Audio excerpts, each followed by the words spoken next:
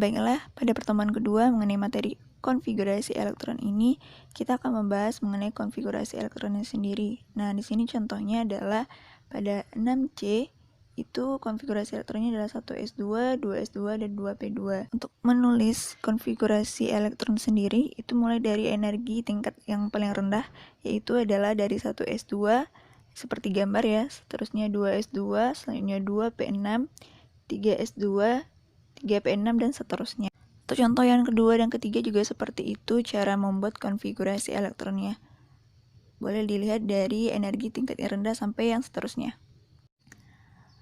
Untuk penulisan konfigurasi elektron sendiri itu bisa juga seperti ini, yaitu dengan penyingkatan dari konfigurasi elektron gas mulia. Seperti contoh 16S sama dengan konfigurasi dari Ne dengan Ne kurung siku 3S2 3P4. Ini bisa digunakan untuk mempermudah dalam penulisan konfigurasi elektron. Selanjutnya konfigurasi elektron ion. Nah, di sini contohnya adalah dari Fe. Fe memiliki nomor atom 26 dan di sini redaksi soalnya adalah mengalami ionisasi sehingga menjadi ion Fe2+.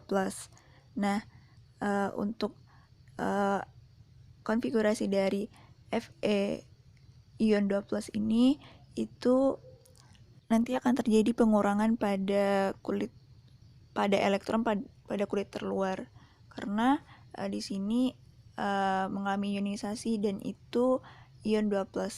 Ini berarti bahwa elektron pada kulit terluar itu menghilang gitu. Jadi makanya muatannya menjadi positif. Elektronnya berkurang.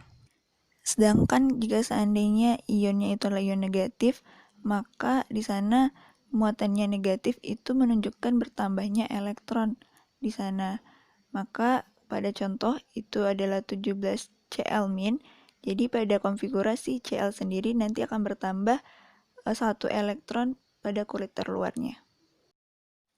Karena sebenarnya kulit terluar dari konfigurasi elektron ini adalah kulit 4s.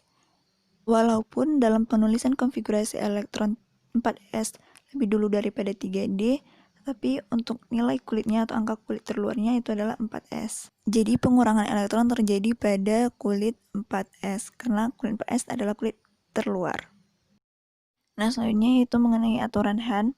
Nah, di sini untuk aturan elektron-elektron dalam mengisi setiap orbital itu dimulai dengan mengisi orbital yang sama terlebih dahulu. Nah, untuk awal mengisi satu orbital, misalnya di sini mengisi orbital 1s, itu pertamanya adalah panahnya ke atas, baru kemudian nanti diisi panahnya arahnya ke bawah. Nah, maksimal untuk orbital S sendiri itu 2 elektron kan. Untuk orbital P itu 6 elektron. Orbital D 10 elektron dan orbital F 14 elektron. Untuk pengisian elektron sendiri, misalnya di sini unsur oksigen dengan konfigurasi elektronnya 1s2, 2s2, 2p4, itu untuk orbital 1s itu diisi dulu dengan 2 elektron dipenuhkan dulu, 2s juga seperti itu. Kemudian pada 2p itu panah arah atas. Jadi di sini kan pada 2p sendiri itu terdapat 4 elektron. Nah, isi dulu dengan panah atas untuk ketiga orbital tersebut.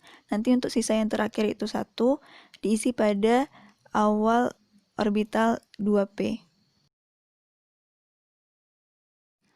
Baik, selanjutnya untuk larangan Pauli. Larangan Pauli ini itu disampaikan bahwa untuk keempat bilangan kuantum pada satu unsur atau pada suatu atom itu tidak akan ada yang sama persis untuk keempat-empat bilangan kuantum sendiri gitu.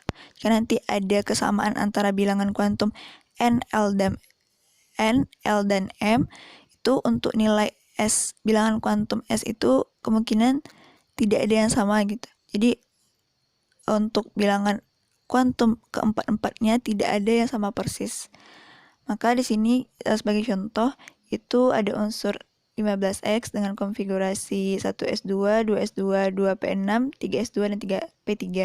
Di sini kita buatkan juga diagram orbitalnya seperti aturan Hahn sebelumnya. Untuk menentukan keempat bilangan kuantum tersebut di sini untuk bilangan kuantum utama atau n itu 3 karena untuk kita lihat di sini adalah elektron terakhir ya. Elektron terakhir itu adalah 3p3. Jadi untuk kulitnya sendiri itu adalah 3. Nah, n-nya adalah 3. Jadi makanya bilangan kuantumnya adalah 3. Kemudian untuk L, untuk bilangan kuantum azimutnya itu 1 karena subkulitnya adalah P. Subkulit P itu 1 ya, sebelumnya kita telah pelajari. Untuk bilangan kuantum magnetiknya itu plus 1. Jadi di sini dibuatkan karena untuk subkulit P itu ada 3 ya. Jadi min L 0 plus L. Jadi min 1, 0, plus 1. Jadi untuk M-nya sendiri itu yang terakhir adalah plus 1 gitu. Nah, untuk S-nya sendiri itu plus setengah. Kita lihat sama-sama di sini. Untuk pada elektron terakhir arah panahnya itu ke atas. Pada akhir elektron 3p3. Jadi makanya untuk nilai S-nya itu adalah positif setengah. Selanjutnya kita beralih ke contoh yang kedua, itu dengan unsur Zn dengan nomor atom 30. Ya, penulisan konfigurasinya seperti yang awal kita lihat tadi, itu menggunakan konfigurasi dari gas mulia. Di sini AR jumlahnya, nomor atomnya 18. Nah, 4s2 dan 3d10. Dibuatkan diagram orbitalnya. Kemudian di sini untuk elektron terakhirnya adalah 3d10. Berarti untuk n-nya sendiri adalah 3 karena di kulit ketiga gitu. Oke, untuk nilai L-nya atau bilangan kuantum azimutnya adalah 2. Seperti yang kita telah bahas pada pertemuan sebelumnya pada materi bilangan kuantum. Selanjutnya itu M-nya adalah plus 2, bilangan kuantum magnetiknya adalah plus 2. Dan S-nya adalah minus setengah. Kenapa minus setengah?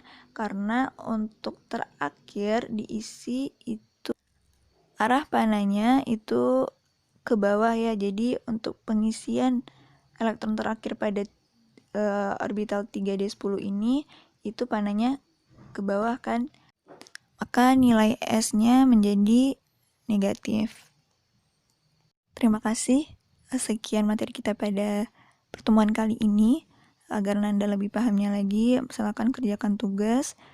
Semoga bisa dimengerti materinya. Assalamualaikum warahmatullahi wabarakatuh.